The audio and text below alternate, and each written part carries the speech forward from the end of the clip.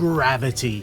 It has inspired many things over the years, including the iconic games of Gravitar and Thrust, who themselves laid the groundwork for many games that followed, including stimulating a number for the Amiga. So today, I want to see what those studios could do with the mighty beige wedge, as we check out Amiga first or exclusive games that reminds us why Gravity is the harshest mistress. And welcome to Goldfish on Games. First to fall on our head is Raider. It was released way back in 1989, being developed by Celestial. This, I think, gives a good idea of what a Gravitar and Thrust style game is actually like, as we have a wedge-shaped craft that is always falling towards the ground, and we have to use a thruster to move ourselves around. And as we'll see in most of these games, there's also enemies that will be attacking us, but thankfully we can shoot back.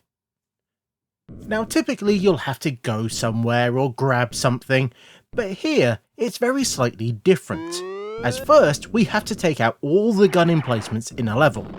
Doing this will decloak a cog, although the manual calls it a pod.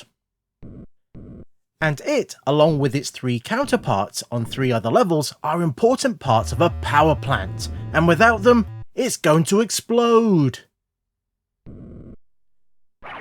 Outside of the flying bullets, fuel is actually our main concern, as not only is it used to thrust you around, but it's also needed to run the dual tractor beam and shield.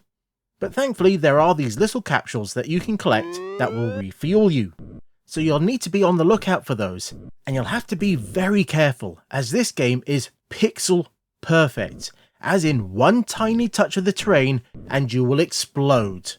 Even touching another explosion will make you explode. It is a very unforgiving game, which seems to be in keeping with Gravitar. Your fuel will quickly run out, so you will have to collect those capsules wherever you see them. And to make things worse, they don't give you any more when you finish a level. It just dumps you on the next one, and if you don't have enough, then you'll have to deal with that annoying sound effect that will play in the background until you can find some more. Or you die. As you go, the gravity will also be messed around with. It might pull you in towards the centre of the screen, or be the opposite of what you might expect. They also like to play with lighting, so on the later levels it is a bit dark, and you'll have to use your flashlight to show you the environment. But like everything else, that won't last very long.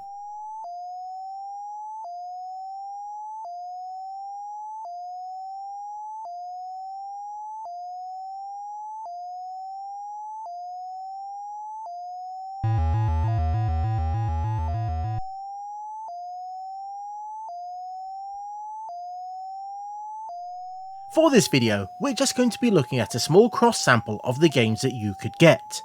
And for today, we're also looking at them in chronological order, as it's a nice way to see the developers getting to grips with the hardware. Thrusting in next is Gravity Force, which was developed by Steven Wentzler and published by Kingsoft also in 1989. From this very basic main menu, we get a few options in game modes, with missions being one of the main ones. In this we get a series of increasingly difficult caverns to traverse, with our goal being to collect a set number of boxes and then return them to the starting point. We don't get a tractor beam, but instead you need to land right next to them to pick them up.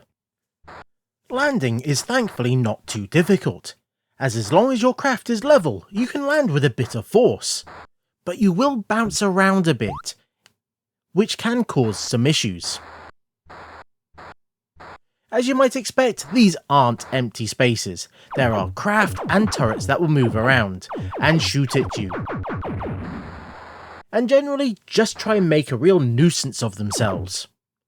And at 50 levels, there is a lot of content for you to get through. But compared to some of the games that we will see, the difficulty doesn't actually feel too bad, as the craft moves around quite smoothly and you get some indication of the direction of its momentum via the HUD. Although the basic controls are a little weird, as it has you thrusting on the fire button, then firing when you press up. I can sort of get why, but it doesn't feel all that great to start with. The gravity is consistent in this game, with it staying the same from one level to the next, but instead they like to play with your mass, as in some of those boxes that you collect are bigger, and they increase your mass enough that it'll pull you down faster and make it harder for you to gain momentum. The best plan I found with these is to drop them off as soon as possible.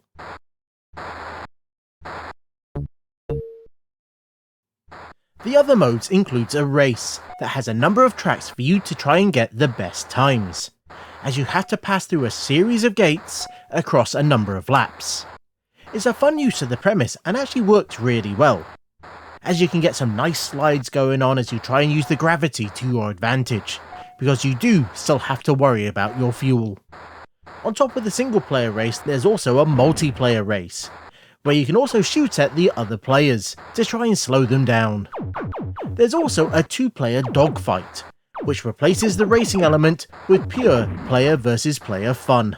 Weirdly, this game got a sequel 5 years later, but it was a PD game made by a completely different team, who had made Gravity Power before, but it seems they managed to get the permission from the original publisher to use the name on their second title.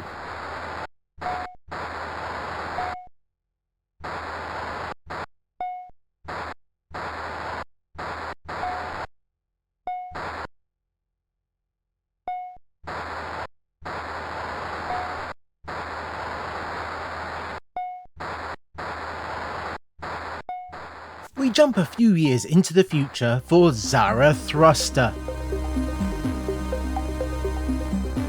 Developed by the WizKids, with Hewson publishing it in 1991. As you might have guessed from the name, this is far more like Thrust than we've seen so far. The gravity feels a little bit heavier, but the controls are quick and responsive, so it's not too hard to get to grips with, at least in the earlier levels, which are nice and short to help you learn the basics. But as you go on, you'll need to venture into the caverns of the planet to find the Clyston pod, which after a little bit of a dance with the tractor beam should become attached to your ship. It can be a little bit tricky due to the pod needing to touch the craft, but from that moment on it's all about the momentum and the shifting weight, as you might come to expect from a Thrust style game. As we've also come to expect, fuel plays a major part in this title, as you don't even start off with a full tank, so you will have to find the towers that can top you up when you use your tractor beam on them. But as you go through the levels, they might not be labelled, so you'll have to take a guess what is actually a fuel depot. On each planet you'll also find a reactor. Now that is powering all the turrets and other random bits in the level, and by attacking it you can disable those devices for a short amount of time. But if you really want to, you can continue to attack it, and the reactor will eventually go critical, and at that point you have a limited amount of time to escape. And doing so with the pod will grant you some bonus points. It feels like the developers understood how difficult these types of games can be, as they put in quite the nice difficulty curve. But this is slightly balanced out due to the heavier gravity, which can make it a little bit harder to line up some of the shots. They are also, as we've seen, a little bit stingy on the fuel. That half tank should be enough to finish any of the levels, but you will need to be careful, as the fuel depots, just like the turrets, won't return if you crash your ship. But thankfully, after the first few levels, you do get a chance to find these panels that will give you a password. And at 52 levels, there's a lot for you to get through. And as you go on, you'll get new graphics and new things to challenge you as well, like the hanging basket that you have to try and collect the pod into. And making sudden moves will make it fly out of it. If you're interested in this style of game but find them too difficult, then this might be a good place to start.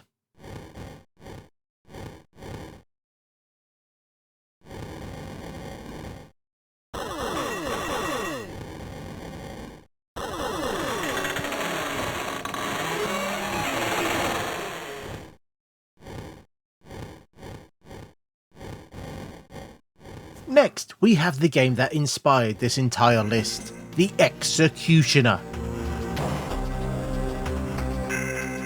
Developed by Avant-Garde, with Hawk publishing it in 1991, this is a lovely looking game. But that is to be expected, seeing that Stu Campbell of Sensible Software fame worked on it. And just like games like Cannon Fodder, this is not the easiest title, so it fits in really well with the theme of this video. But out of everything that we've seen so far, this might be the one that has tried the most to expand past those arcade-style roots of the genre.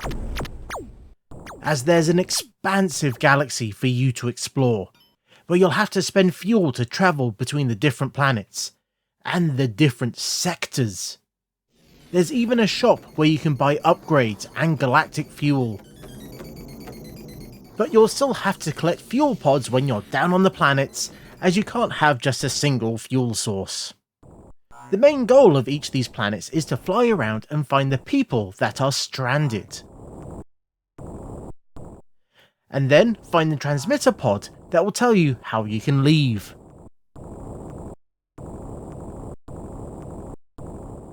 Now this might sound like it's a rescue mission, but nothing could be further from the truth.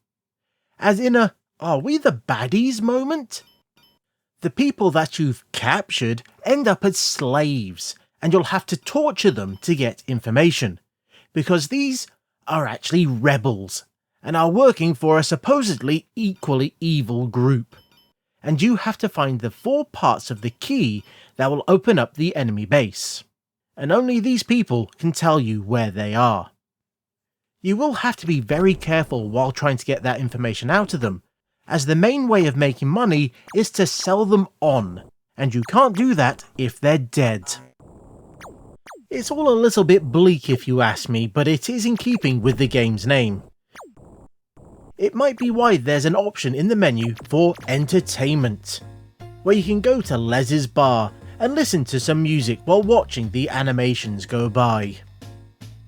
The levels themselves are all graphically interesting, with complex areas to explore, with there also being a number of world types for you to visit. And typically, there is a lot of things shooting at you. It does feel a little bit weird flying around in this detailed spaceship, having to be worried about bows and arrows. But I guess it can't all be lasers and missiles. The craft control itself is decent enough, but with the amount of enemies that you have to deal with, this game gets very tricky. What also makes this tricky is that anything on the background will kill you. That includes smoke coming out of chimneys. This is a very interesting game, but I can see why it might not have sold all that well.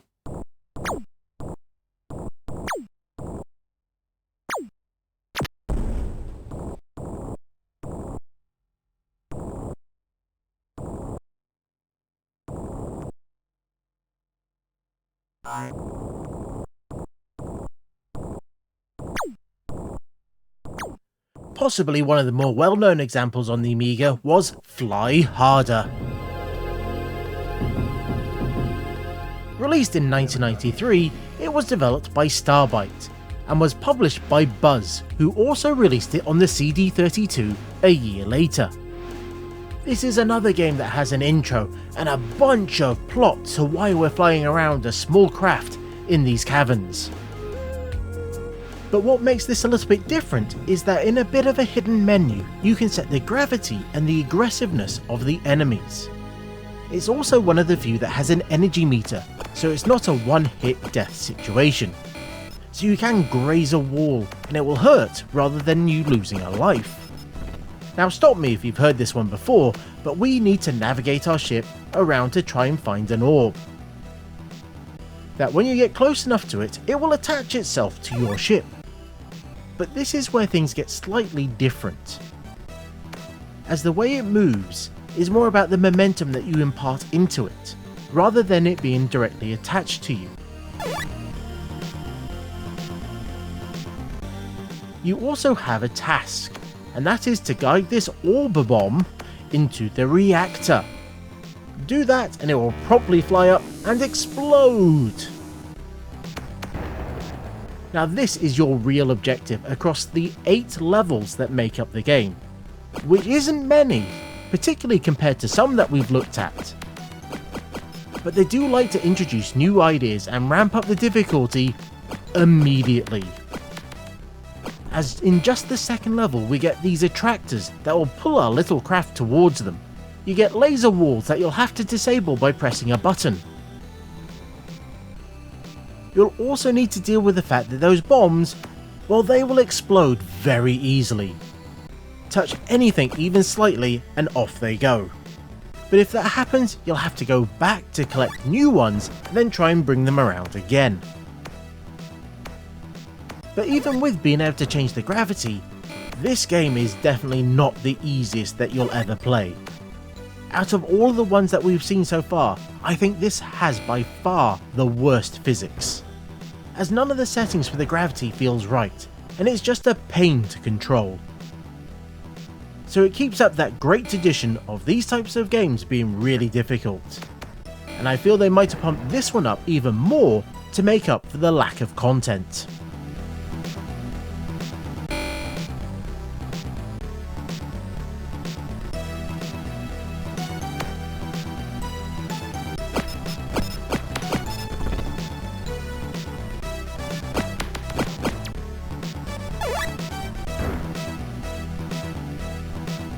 The last commercial game that I want to look at is Phoenix Fighters.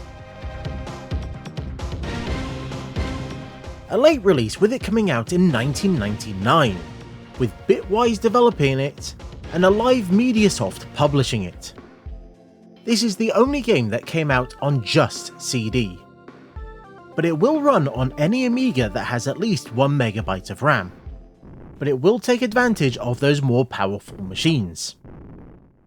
In many ways, this feels like most of the previous games combined, particularly Gravity Force, as we have a series of missions to complete. Now it might be as simple as fly from one pad to another, or having to get the code from one pad which will open up the doors somewhere else, but as you go they'll throw in these plates that will mess with the gravity, or gateways that will turn on and off.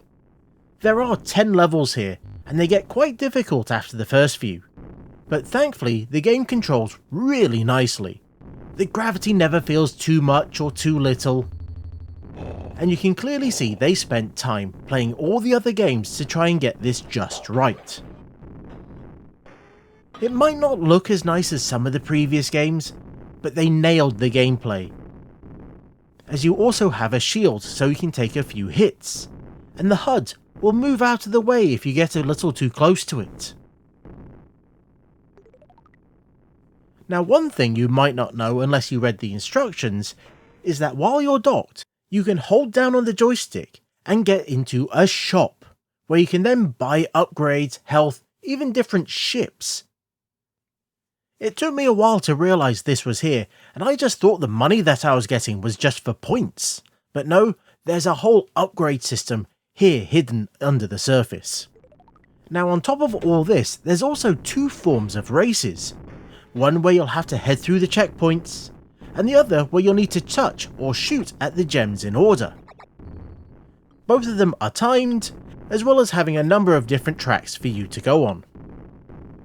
All of these are duplicated for the 2-player modes, as well as an extra dogfight mode. And if there's anything that makes a game better, it's a level editor, and yes, they included one here. It's a simple tile-based system where it's quick and easy to lay out the basics. So this is a really nice combination of the entire genre.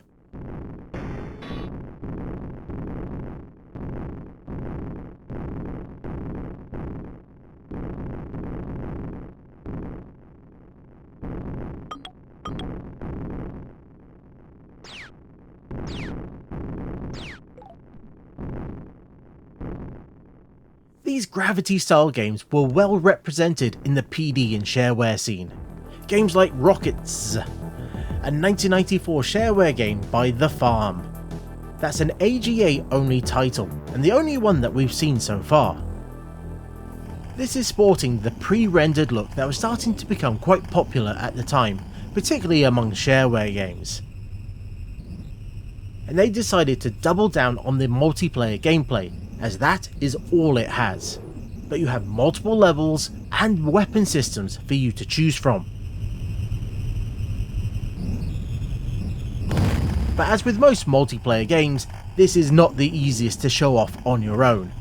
More so when they seem to have included a system where you can't hurt the other players until you've both taken off. I get why it's there, even if it makes it harder for me to record it. It's an interesting game and shows why the PD and shareware scene was so cool, as I don't think any of the commercial publishers would have released a multiplayer only title during this time.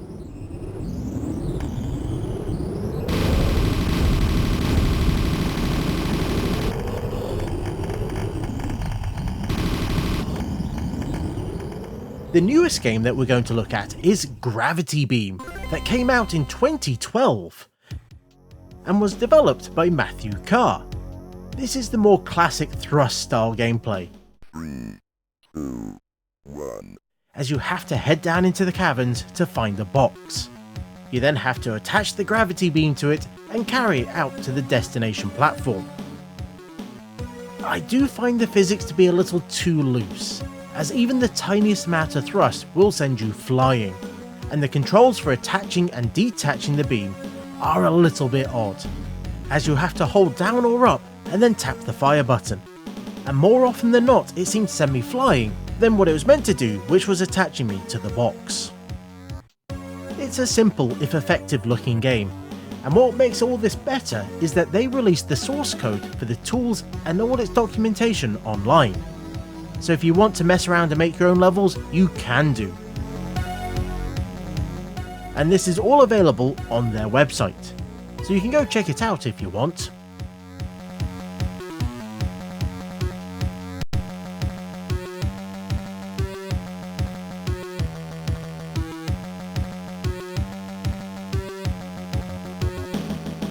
And with that, we've come to the end of this episode. I hope you enjoyed this look at Amiga Gravity games.